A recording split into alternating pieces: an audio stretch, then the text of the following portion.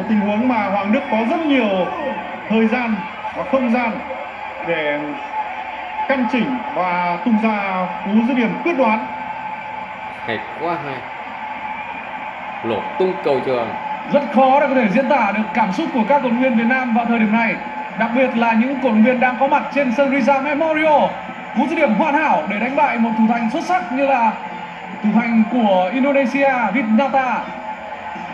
Hoàng Đức đã chứng tỏ cho tất cả thấy là tại sao huấn luyện viên Park Hang-seo lại tin dùng anh ở trận đấu ngày hôm nay.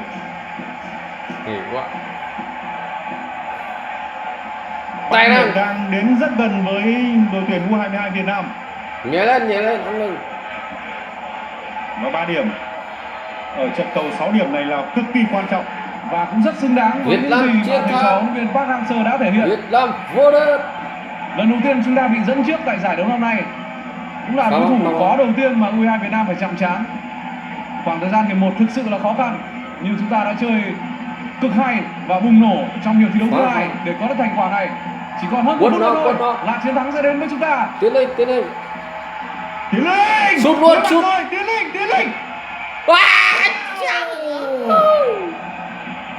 Rất tiếc cho Tiến Linh, cho U22 Việt Nam. Cần tỏa sáng. Nếu như lưới của Indonesia rung lên thì đó sẽ là bàn thắng để dập tắt mọi hy vọng của cao thủ Indonesia. Rất hồi hộp. Thời gian còn lại chỉ còn là dưới 1 phút nữa thôi theo như đồng hồ. Bắt con lại. Bây giờ là thời điểm chúng ta cần bình tĩnh và bảo vệ thành quả của mình. Hay quá Tiến lên. Chúng ta xem lại pha tỉ đề và bắt súng rất nhanh để đối mặt với Winata. Tiến Linh cú dứt điểm lại có cảm giác bóng không tốt. Hay quá.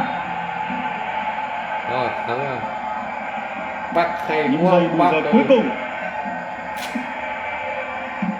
Tài năng tỏa sáng. Chiến thắng đang ở ngay trước mắt của U22 Việt Nam. Một chiến thắng để chúng ta khẳng định ngôi đầu bảng của mình.